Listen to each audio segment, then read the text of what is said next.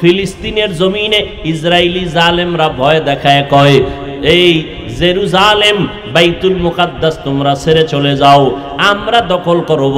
তোমাদেরকে ভয় দেখায় যদি না যাও তোমাদের মেরে ফেলবো, আগুনে পোড়ায় ফেলবো। মুসলমান ডাক দিয়া কয়, আমরা তোরে ভয় পারি না, আমরা ভয় করি আমার আল্লাহর আযাব। বাইতুল্লাহ আল্লাহর ঘর, বাইতুল মাকদিসের কলিজার মধ্যে জায়গা দিয়েছি, কল্লা দিতে পারবো, ঈমান দিতে পারবো না। এই চিন্তায় তারা সীসা ঢালা প্রাচীর হয়ে দাঁড়ায় আছেন, ইসরায়েলি জালেমদের জুলুমের ভেতরে পড়ে গেছেন। শাহাদাতের পেয়ালা দিয়ে তারা জান্নাতে যাইতেছেন, এরপরেও তারা ওই জমিন থেকে কেউ ভেগে যায় না। ওই ইসরায়েলি জালেমদের কাছে মুসলমান মাথা নত করে না। বাবাই ঘুরে গেলে মিষ্টি খাওয়ায় ফিলিস্তিনে। সাংবাদিকরা কয়, ভাই আপনি এই বিপদের মধ্যে মিষ্টি খাওয়ান কেন? আমি খুশি। কেন খুশি? আমার 2 সন্তান শহীদ হইয়া জান্নাতে আরামে আছে, আমিও রেডি হইতেছি, আমিও জান্নাতে যাব। আর আমগো দেশের কিছু কুলাঙ্গার আছে মুসলমানের বাচ্চা, এরা চায়ের দোকানে বয়ে বয়ে কয়, ফিলিস্তিনে মানুষ মরে, বাংলাদেশে চিল্লাইলে লাভ কি? আল্লাহ হেদায়েত দান করুন। ভাইরা আমার, 1 নাম্বার ভয় আল্লাহর পক্ষ থেকে ভয়, বান্দার পক্ষ থেকে ভয়। ও বান্দা, তুমি যদি দাড়ি রাখো, নামাজ পড়ো, অনেক ক্ষেত্রে তোমার চাকরিতে রাখবে। এখন কি তুমি কি টাকার জন্য তুমি চাকরি করবা, নাকি আমার আল্লাহর জন্য তুমি আল্লাহর পথে চলবে? এটা ঈমানের পরীক্ষা। আমি সংক্ষেপে বলে যাচ্ছি, 2 নাম্বার পরীক্ষার বস্তু হলো ক্ষুধা। আল্লাহ ক্ষুধা লাগাইয়াও পরীক্ষা নিবেন।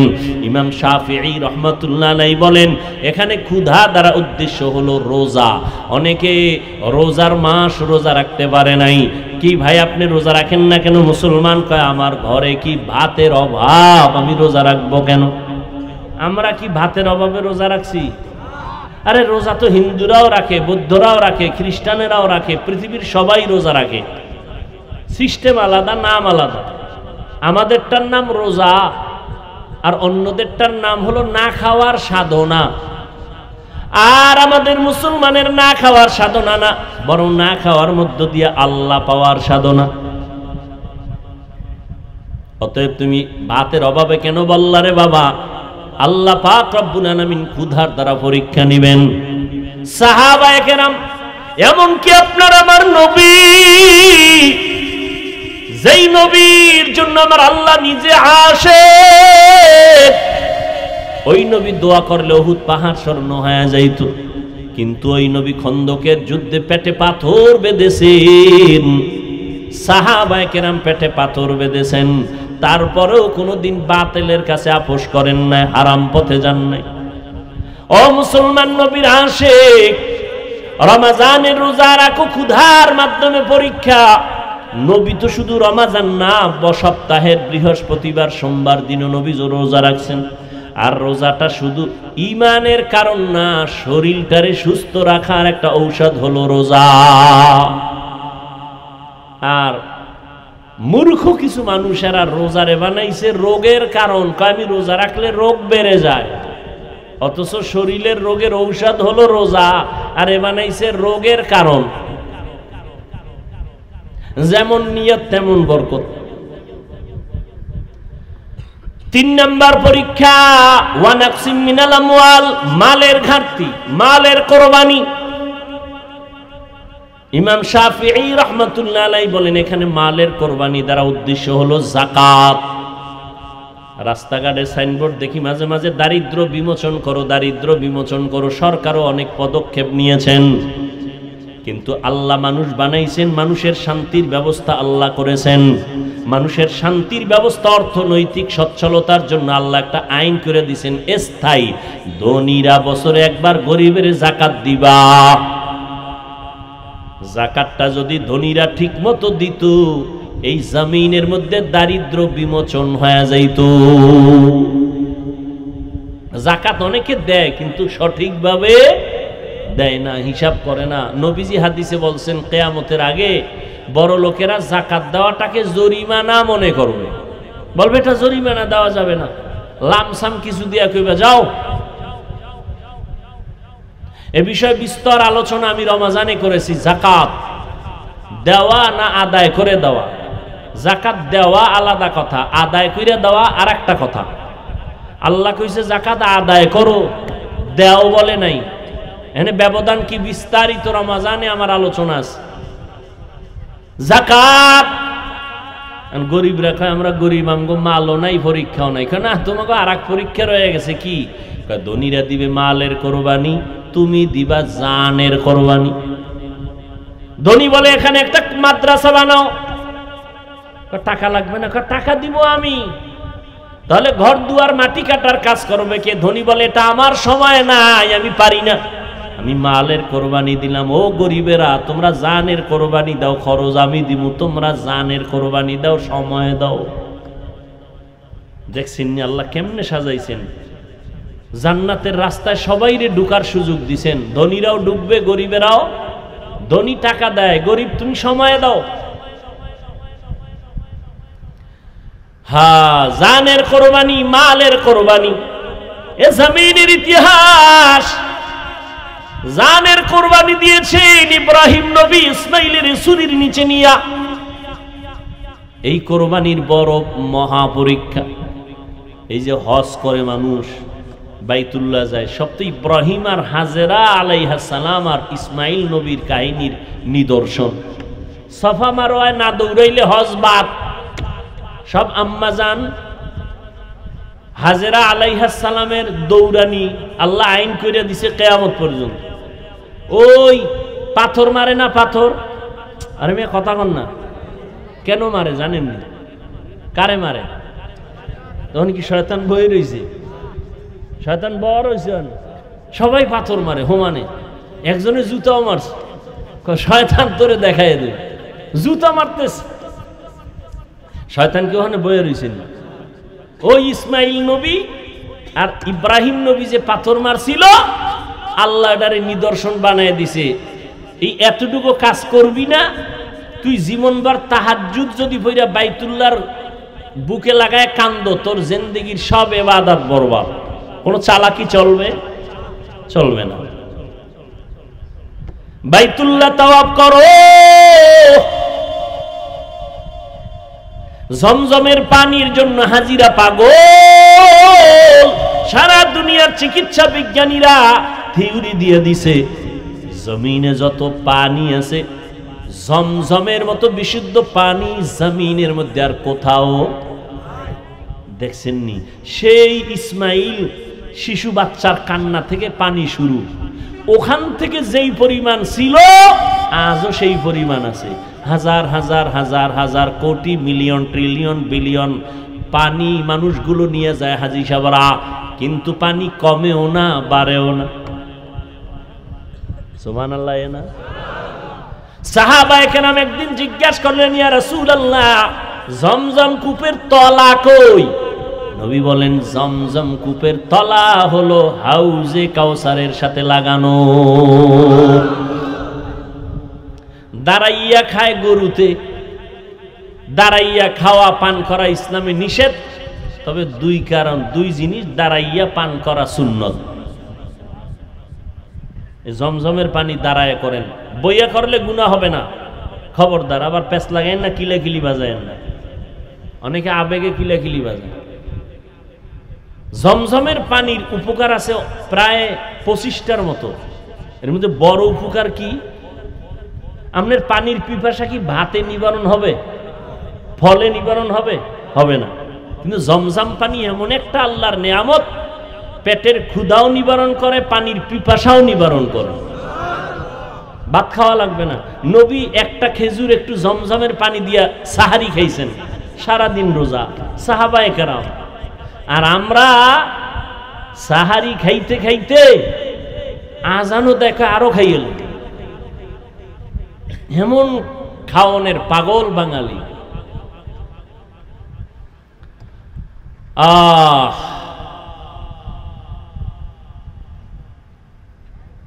তো তো যে কথা বলতেছিলাম, জানের কোরবানি, ইসমাইল ছুরির নিচে যাওয়ার জন্য বাবারে বলতেছে, বাবা তাড়াতাড়ি আমার জবাই দাও।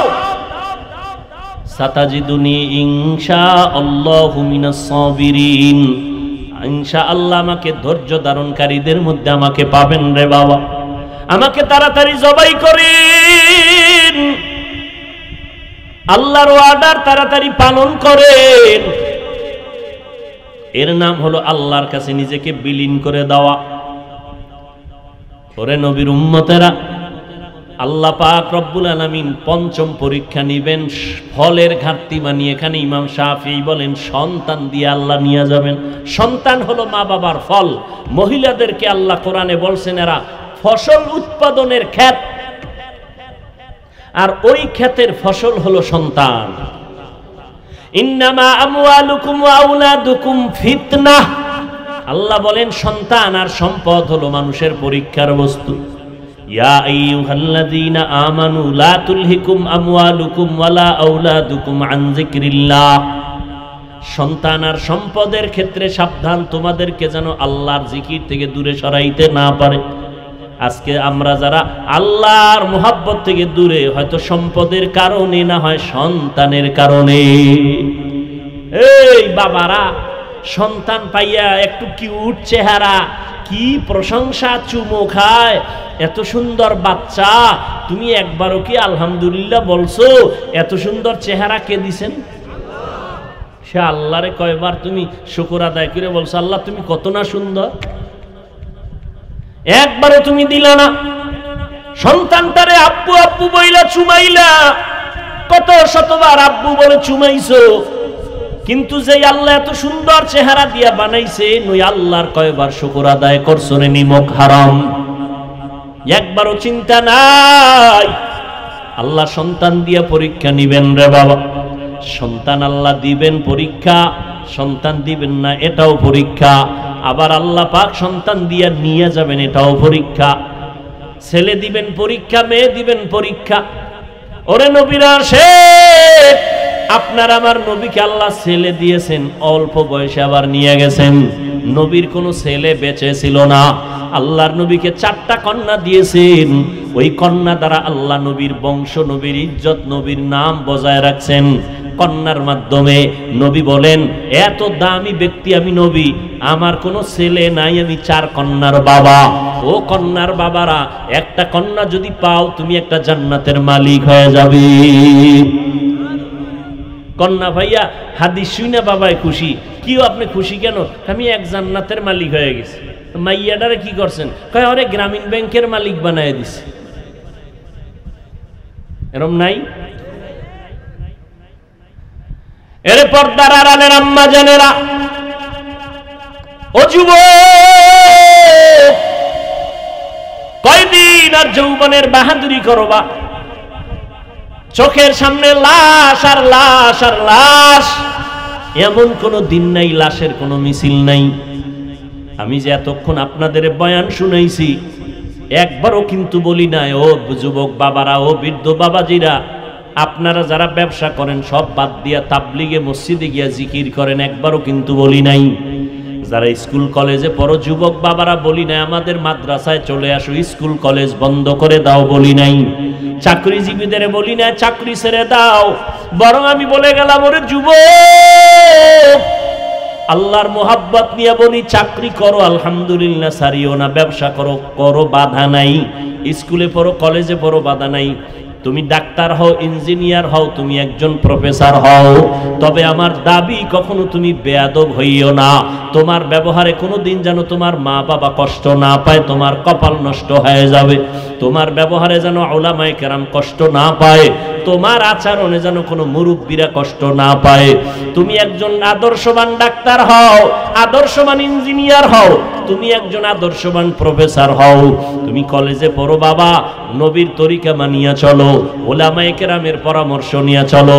যুবকেরা, তোমার মতো যুবক স্কুলে কলেজে পড়ে, 5 ওয়াক্ত নামাজ পড়ে, মিথ্যা বলিও না, আছে না নাই? বালিশে মাথা লাগায় একটু চিন্তা করিও, তুমি কেন পারো না রে বাবা? তোমার মতো যুবক রাস্তায় গাড়ি চালায়, ড্রাইভারি করে, নামাজ ছাড়ে না, মনটারে একটু প্রশ্ন করো, তুমি কেন পারবা না? তোমার মতো যুবক র্যাব, আর্মি, পুলিশ, বিডিআরের চাকরি করে, নামাজ ছাড়ে না, ব্যবসা করে, নামাজ ছাড়ে না, তুমি কেন পারবা না? চেয়ারম্যান, মেম্বার, এমপি, মন্ত্রী নামাজ পড়ে, দাড়িওয়ালা, অভাব নাই, তুমি কেন পারবা না? ও যুবক বাবা, মোনাজাতে কত যুবক কান্না করে, তোমার চোখে পানি আসে না কেন? গুনার কারণে আমার আল্লাহ বেজার, মা বাবার অভিশাপ তোমার কপালে বুঝি লেগে গেল, এখনো সময় আছে, আমার আল্লাহ দয়ার নজরে ডাকতেছেন, তওবা কর। জীবনের গুনাহ এক তওবার দ্বারা আমি সব মাফ করে দিব। ও যুবক বাবারা, আমি একটু আগেও বলেছিলাম হেদায়েতের মালিক আমার আল্লাহ। কপাল যদি পুড়িয়া যায়, নবীজির বয়ানও আবু জাহাল কালেমা পড়ে না, আর যদি আল্লাহ কপালটা খুলিয়া দেন, নবীরে জবাই করতে আসিয়াও কালেমা পড়ে নেয়। জানি না এই জমিনে কিছু মানুষ এমন আছে আবু জাহালের মতো পাথরওয়ালা অন্তর নিয়া হাজারো পায়ে ধরে বয়ান করলে কালেমা পড়বে না, তওবা করবে না, বাইরে গিয়া বিরোধিতা করে গুনাহগার হবে। আর একদল আল্লাহর বান্দা ওমরের মেজাজওয়ালা গুনার কথা স্মরণ করিয়া উলামায়ে কেরামের মজলিসে বৈশা হঠাৎ তার দিলের মধ্যে দাগ কাটছে, মনে মনে ভাবে, আল্লাহ জীবনে কত অন্যায় করেছি, কেউ জানে না, আব্বা আম্মা কেউ জানে না, আমার আপন জনেরা কেউ জানে না। ও আল্লাহ, আমি কত নামাজ ছাড়লাম, কত বেপরদায় চললাম, দাড়ি কাটলাম। ও আল্লাহ, তুমি জানো, জানিয়াও তো রাগ করে পানি বন্ধ করো নাই, বাতাস বন্ধ করো নাই। ও আল্লাহ, আজকে তওবার নিয়ত করে ফেললাম, কোন দিন মরণ হবে জানা নাই, গাড়ির নিচে, পানির নিচে লাশ আর লাশ, ঘুমের বিছানায় যুবকের লাশ, আর গুনার কাছেও যাব না, মা বাবারে কষ্ট দিব না, আজকে থেকে তওবা করে নিব। এইরকম যুবক কিছু আছে, তওবা করে ফেলবে, মনে মনে আল্লাহকে বলবে, আল্লাহ আর নামাজ ছাড়বো না, বেপরদায় চলবো না, মা বাবাকে কষ্ট দিব না, উলামায়ে কেরামের পরামর্শ নিয়ে নবীর তরিকা মানিয়া চলবো, আর দাড়ি কাটবো না, বেপরদায় চলবো না। ও যুবক বাবারা, ও বৃদ্ধ বাবাজিরা, আপনাদের মতো কত বুড়া মানুষ মসজিদে গিয়া 5 বেলার নামাজ পড়ে, আপনি কেন পারবেন না? ও পর্দার আড়ালের আম্মা জান বোনেরা, আপনাদের মতো কত মা বোন আছে পর্দা করে, মোবাইলে সময় নষ্ট করে না, স্বামীর মাল হেফাজত করে, আল্লাহর মোহাব্বত নিয়ে নামাজ পড়ে, আপনারা কেন পারবেন না? আল্লাহ সন্তান দিছেন, নেককার সন্তান বানায়া যান, ডাক্তার বানাবেন, কোরআন পড়াইয়া যান, সন্তানটা কোরআন পড়বে, ডাক্তারি পড়বে, মা বাবার জন্য দোয়া করবে। ও পর্দার আড়ালের আম্মা জানেরা, তওবার নিয়ত করে তওবা করেন, পিছনে যত গুনাহ করছেন সামনে আর কোনো অপরাধ করবেন না। আল্লাহর কাছে মনে মনে বলেন, ও আল্লাহ, সন্তানটারে আদর্শ মানুষ বানাবো, নামাজ ছাড়বো না, বেপরদায় চলবো না, স্বামীর মালের খেয়ানত করবো না। ও যুবক বাবারা, তওবা করে নাও, মনে মনে অন্তর তৈরি করে ফেলো, মরিয়া গেল আর নামাজ ছাড়বা না, দাড়ি কাটবা না, বেপরদায় চলবা না, মা বাবার দোয়া নিয়া, উলামায়ে কেরামের পরামর্শ নিয়া চলবা। তওবার অন্তর যদি তওবার জন্য তৈরি হয়ে থাকে, মুনাফিকি দুর্বলতা যদি অন্তরে না থাকে, যাদের তওবার খাঁটি নিয়ত আছে, তাদেরকে বলবো, দুটো হাত আমার আল্লাহকে দেখাইয়া দাও। আয় আল্লাহ, হাতগুলো কবুল করে নেন, তওবা কবুল করে নেন, তওবার উপরে মজবুত হইয়া চলার তৌফিক দান করেন, আমিন।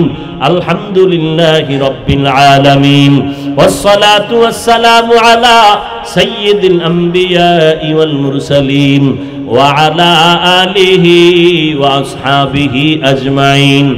ইয়া আরহামার রাহিমিন, ইয়া আরহামার রাহিমিন, ইয়া আরহামার রাহিমিন, রব্বিরহামহুমা কামা রাব্বায়ানি সগীরা। আল্লাহুম্মা ইন্নাকা আফুউন কারীম তুহিব্বুল আফওয়া ফা'ফু আন্না। আল্লাহুম্মা ইন্না নাসআলুকা রিযাকা ওয়াল জান্নাহ ওয়া নাউযু বিকা মিন সাখাতিকা ওয়ান নার। আল্লাহুম্মা ইন্না নাউযু বিকা মিনাল বারাসি ওয়াল জুনুনি ওয়াল জুযামি ওয়া সাইয়্যিল আসকাম। اللهم اجعلني في عيني صغيرا وفي أعين الناس كبيرا. ربنا ظلمنا أنفسنا وإن لم تغفر لنا وترحمنا لنكونن من الخاسرين. ও দয়ার মালিক, কুদরতের নজর দিয়ে দেখেন ওলামায়ে কেরাম, মুরব্বী, হাজী সাহেব, ব্যবসায়ী, চাকরিজীবী, পর্দার আড়ালের মা বোনেরা, আমার যুবক ছাত্র ভাইরা হাত তুলেছেন। আমরা গুনাহগার, মেহেরবানি করে আমাদের মাফ করে দেন, মাহফিল কবুল করে নেন, আয়োজনকারী সহযোগিতাকারীদের কবুল করে নেন, মাদ্রাসা কবুল করে নেন। আয় আল্লাহ, সারা দুনিয়াবাসীকে মাফ করে দেন আল্লাহ। প্রবাসে যারা আছে হেফাজত করেন আয় আল্লাহ। ফিলিস্তিনের মুসলমানদের উপরে রহমতের চাদর বিছায়া দেন। ইসরায়েলের জালেমদের জুলুম থেকে হেফাজত করেন। ইসরায়েলের জালেমদের ধ্বংস করে দেন আল্লাহ। সমস্ত জালেমদের জুলুম থেকে হেফাজত করেন আল্লাহ। বাংলাদেশ শান্তির দেশ বানায় দেন। জনপ্রতিনিধির দায়িত্ব যারা পালন করে আয় আল্লাহ, প্রশাসনিক ভাবে যারা কাজ করে সবাইকে দ্বীনের খাদেম বানায় দেন। মা বোনদের আবেদা বানায় দেন। 5 ওয়াক্ত নামাজি পর্দাওয়ালা বানায় দেন। ঘরে ঘরে সুন্নতের বাতি জ্বালায় দেন। সন্তানগুলো নেককার বানায় দেন। লেখাপড়া যারা করে পরীক্ষার্থী কামিয়াবি দান করেন। মাদ্রাসা মসজিদগুলো কবুল করে নেন। অন্যান্য শিক্ষা প্রতিষ্ঠান নবীর আদর্শে কবুল করে নেন।